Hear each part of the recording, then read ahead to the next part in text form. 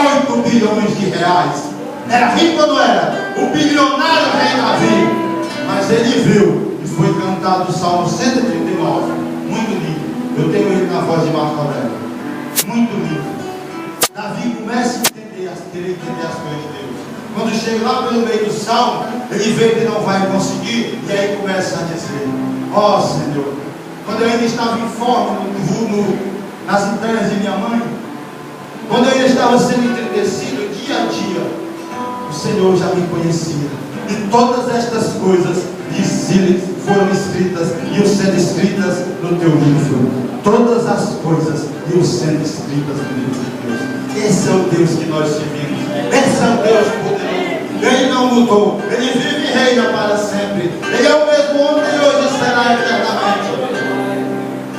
Louvado seja o nome do Senhor. Outra questão, que os discípulos, ainda aqui, estavam sem esperança.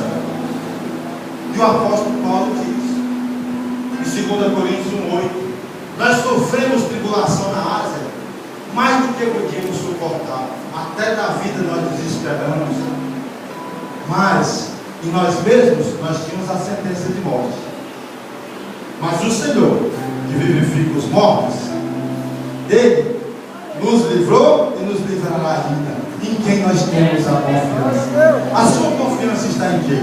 Nas coisas de Deus ou na palavra de Deus? A sua confiança está na religião? Eu sirvo a uma religião? Ou está na palavra de Deus? A minha avó faleceu agora, dia 22 de fevereiro, quarta-feira de cinza. Muito religiosa. Criou toda a família nas coisas de Deus, mas não criou na palavra de Deus. Veja só como ela estava nas coisas de Deus. Que o meu pai é o filho mais velho. Ela disse: meu filho, volte para a minha religião para você não perder a salvação.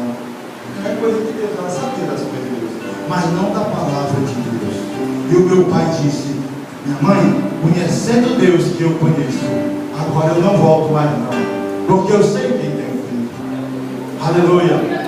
Você confia nas coisas de Deus ou na palavra de Deus? Porque as coisas de Deus